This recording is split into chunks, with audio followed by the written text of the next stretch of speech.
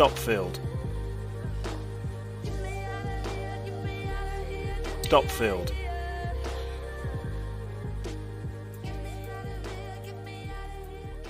What's good, everyone? So as you can tell by the title of this video, we're going to be covering how to deal with losing streaks in trading, as this is something that's personally been happening to me over the last 3 weeks. Since the start of May, I've taken numerous losses, not only by myself but within my live trading calls. And essentially what I want to break down in this video is how to come back from that, how someone like myself, a profitable trader, comes back from losing streaks, how we deal with them. And this is actually my first video where it's not a direct lesson on a specific subject, but still, nonetheless, this is going to be a lesson regarding how you guys can learn how I personally go about losing streaks. Because I know a lot of you guys, especially like specifically over the month of May, I've been seeing videos all over my social media about how difficult price action has been within May.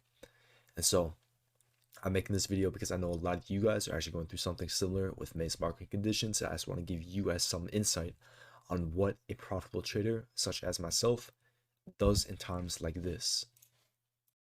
Alright, and now moving on to statistics. So as you can see, I keep everything organized in a singular channel within my server, within my live trading track record.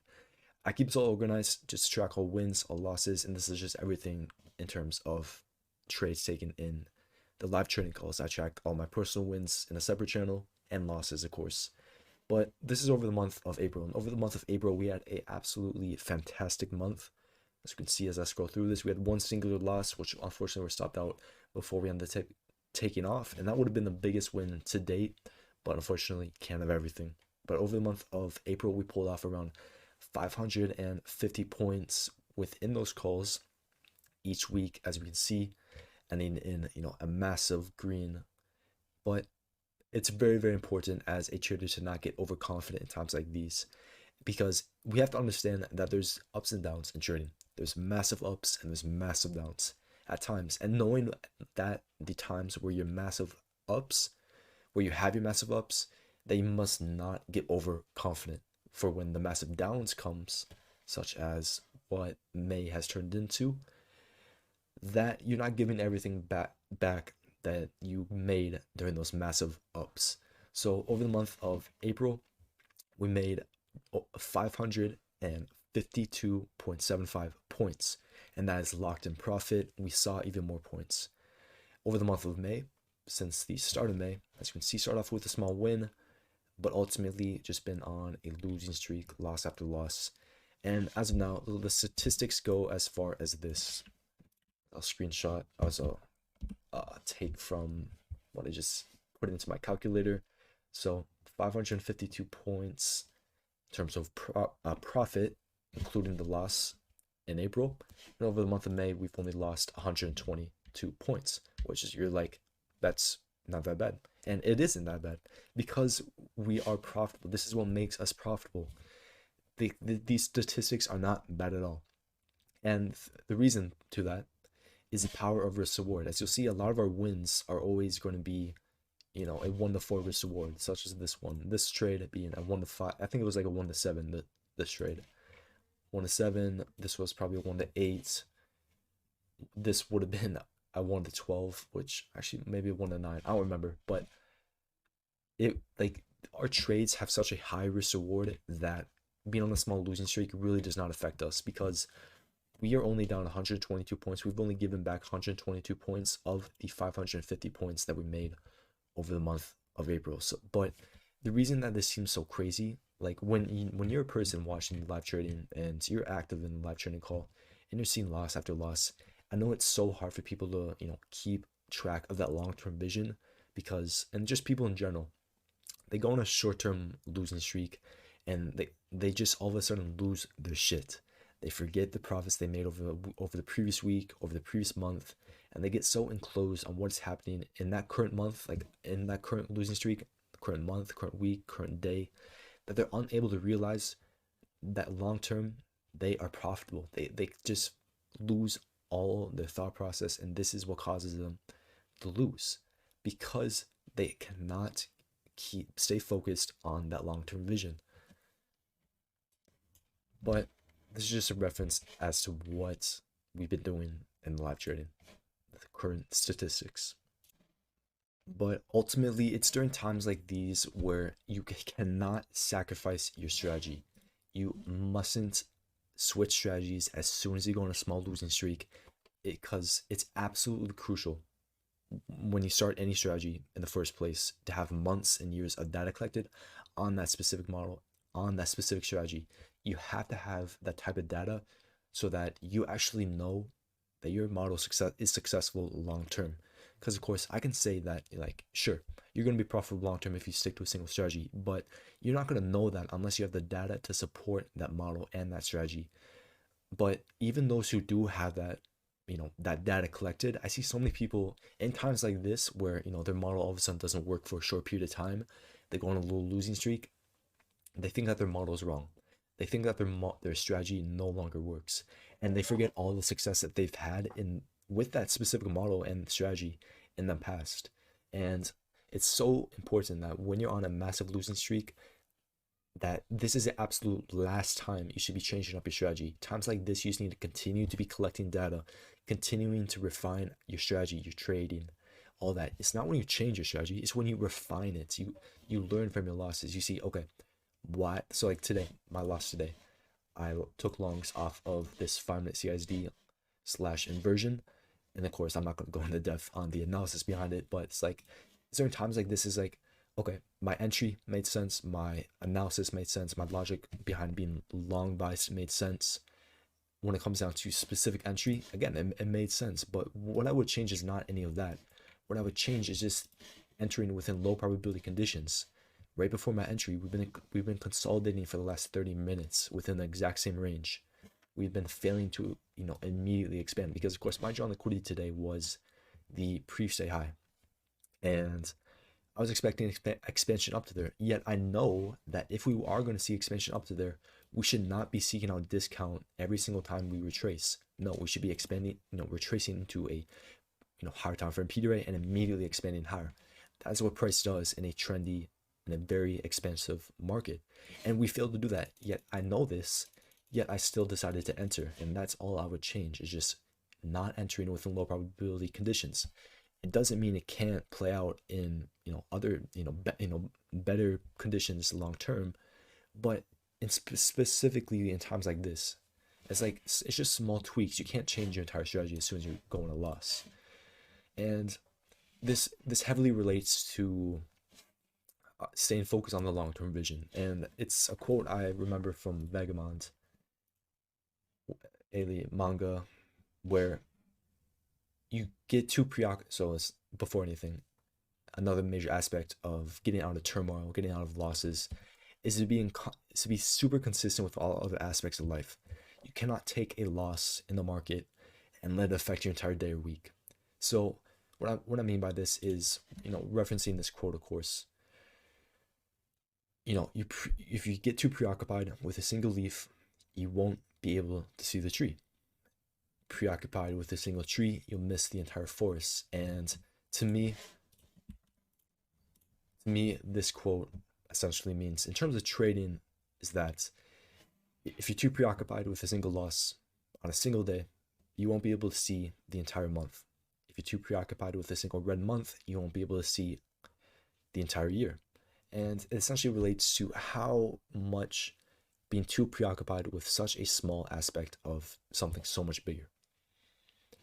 And it's just so important to stay focused, completely focused, constantly focused on the long-term vision, and not being distracted by little setbacks, little failures. Instead, just treating those as lessons and aspects of what is ultimately going to lead down to your success. That's all it is. And we can now move on to consistency with all aspects of life. So to build off what I spoke on, just now, whether you win or lose on the market, you need to occupy yourself with other things once you're done trading for the day and stuff like that. So personally, I'm done trading from the day, and I'm gonna reference, what I'm talking about right here so you can see. So to build off what I spoke of last, whether you win or lose in the market, you need to occupy yourself with other things once you're done trading for the day. So personally, I am, trading from 9:30 to 11 o'clock. usually live trading then. I don't often trade after that, but sometimes I do. Nonetheless, as soon as I finish that, then I do the following. I go on a walk outside to get some sun. I go to the gym if I'm able to in the morning. Otherwise, I'll stretch. Regardless, I'll stretch, roll out in terms of, massaging my muscles, getting all that prepared, eat breakfast, do some chores because for reference, I fast. I intermediate fast until, about noon, around then, just because I feel it's, I'll be more hungry for trading. I'll be more focused during my trading if I, stall when I eat. Aside from that, do some chores, clean up around the house, and pretty much just do all this stuff up until about 2 p.m., 3 p.m., where then I'll get home from the gym and I'll get to, of course, my post-workout meal. I'll get to reviewing the market, reviewing my trades I take, and then ultimately, working on social media posts, educational PDFs, or videos such as this one. And you have to understand that clicking buy or sell trading is just such a small aspect of your life. And essentially what I'm getting at is, because of course, you guys need to understand how we're going to come back from losing streaks. And truth is, it's like we're not actually going to change anything that we've been doing forever. It's when you are losing, that's the most important time not to change anything. You have to stick with your strategy. You have to stick with your model. I'm not going to be doing anything different now than I am, 3 weeks ago when I was winning big. I'm not doing anything different. I'm staying consistent with every single aspect of my life. I understand the long-term vision. So like I have here, the steps of procedure. So I got this from a book, Extreme Ownership by Jocko Willink, is that the key to understand how each step impacts the overall mission. This is called decentralized commands. So we have our ultimate end goal. It gets split up into multiple mini goals, into micro goals, tiny goals, and tiny, tiny goals. That's just what I have named. But this is essentially how it works. You have that, you have that end goal, or you just have that big goal that you're aiming for currently. That might be, and of course, I'm sure it's going to be much greater, much less. Who knows? Let's just say your end goal right now, 2 years from now is a year from now, whatever, 50K a month. Okay. How are you going to get there? You split it up into little pieces. Okay. You need, a live account with, let's just say, you need, if realistically, if you're going to make 50K a month from a singular live account, you're going to need at least $500,000. If you are properly managing risk, if you're trading aggressively, we'll say 200,000. That's, if you're trading very, very aggressively, you won't be able to do that consistently. But if you're building your account and so on, you know what I'm saying. $200,000 live account. Okay, how are you going to build that? Well, you need to get funded accounts. You need to get capital. You need to get payouts. So we break that down even more. Then the accounts that you're going to have, and so on and so on. The point is, and that's just related to like an end goal. The point is that we have to stay focused on the end goal. We can't stray away from the goal as soon as we go on a little losing streak. No, it's again, we have to stay focused. You have to have something like this, a steps, a procedure. You have to stay focused on what the end goal is, what your current goal is, because of course you can't go from your tiny, tiny goal all the way to your end goal. No, you have to go from your tiny, tiny goal to your tiny goal, to your micro goal, and to your mini goal. You have to split it up. You have to understand what page you're on and what it's going to take to get to that next page.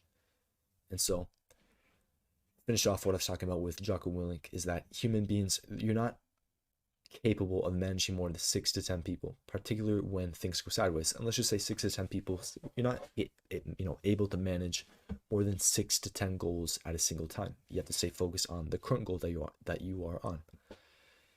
And teams must be broken down into manageable elements of 4 to 5 operators with a clearly designated leader. Those leaders must understand the overall mission and the ultimate goal of that mission, the commander's intent. So you have to stay focused. You have to understand how each goal ultimately relates to the end goal. That's what we're getting at. You have to understand how you're going to go from point A to point Z. So while you specifically are not in control of multiple humans, you can apply this exact same concept to your steps of procedure by understanding how each step impacts the overall goal. You have to understand why sticking to your strategy, sticking to your specific model is going to impact the overall goal. You have to understand how doing your trade reviews are going to impact your end goal. How doing your market reviews, you have to understand how each little thing that you do, each little aspect of your life that you work on, you have to understand how that is going to ultimately bring you to your success. And that's all it is. All right, so in summary, we're going to break this down into a few different points because, of course, that's what you guys came here for. So how am I going to go about how to come back from the losses? Steps of procedure, we'll say. So first step is, again, we have to stick to our model / strategy.